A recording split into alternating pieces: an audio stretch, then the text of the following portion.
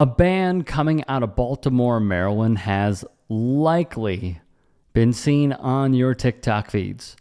To be clear, they are deserving of your praise, your attention, and even price of admission, except for this show.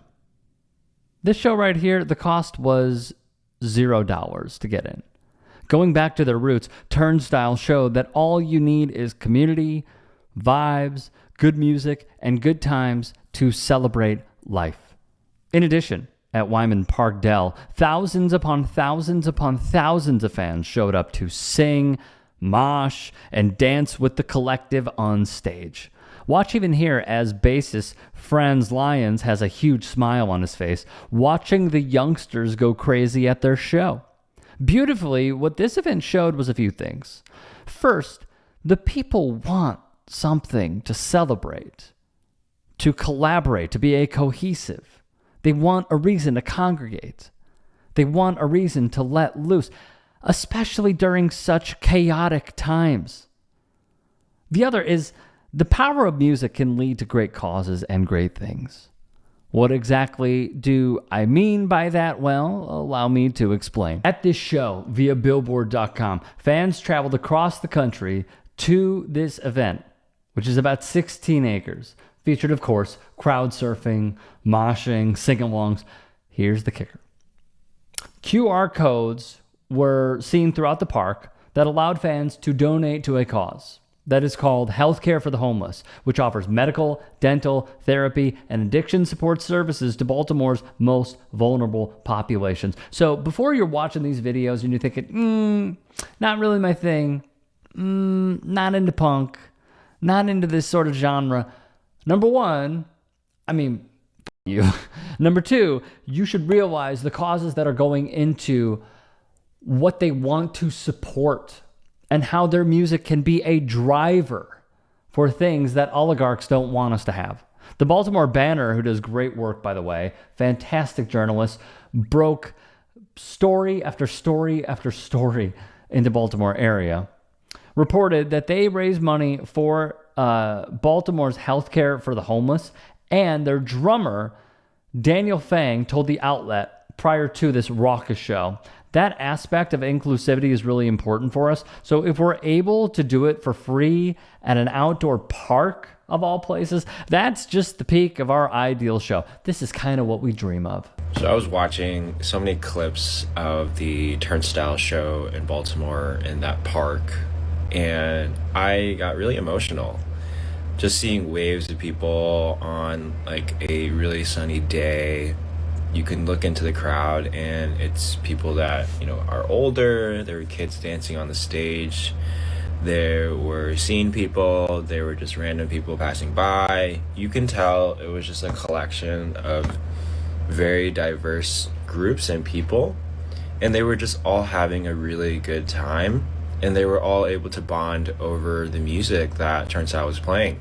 And not to be corny, but honestly, this is what it's about. Just bringing different types of people together and having a really good time. I've been really critical of the kind of new indie label that Turnstile's had, and it's brought on a lot of, you could call it posers, and thinking, hardcore is, cool and heavy and edgy. But I think at the end of the day, if they're able to bring in a crowd of just different types of people and they all enjoy the same music and have a good time, I think that's really what it's all about. And yeah, I think in times like this, we really need to focus on just bringing different groups of people together, and I think that's just really meaningful. So yeah, Turnstile Summer. I wish the tickets were cheaper in New York, but I'm super excited for their new music coming soon. They would also print this, which is very important.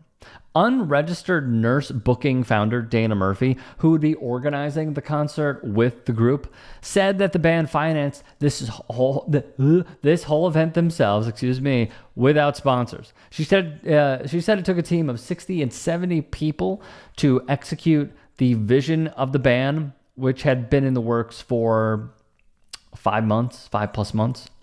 Murphy's proud that the event went smoothly and was received ever so warmly.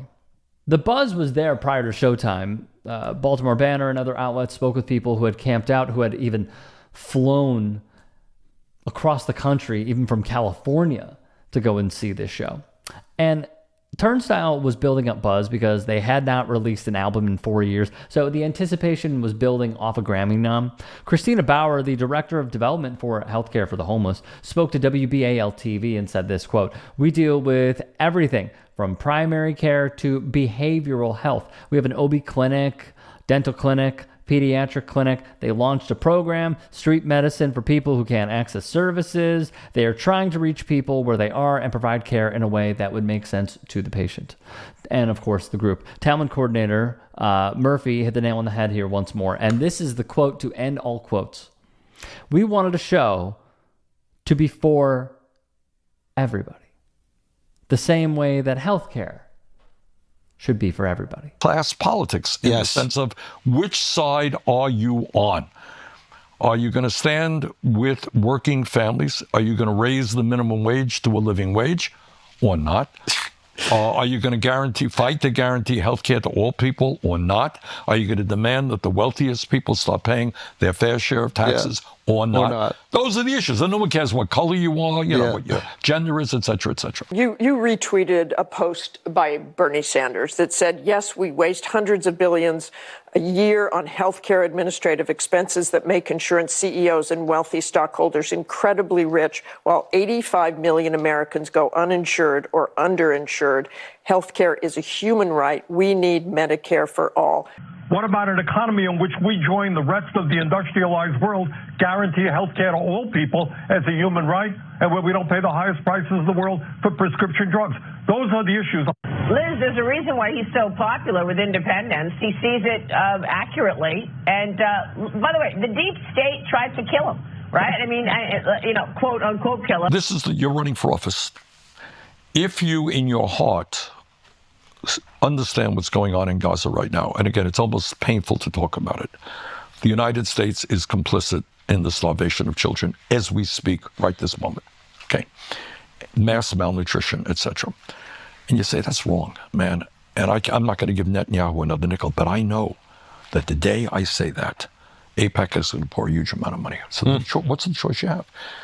The choice you have is, okay, they're going to throw a lot of money at me, but I'm going to make this a major campaign issue.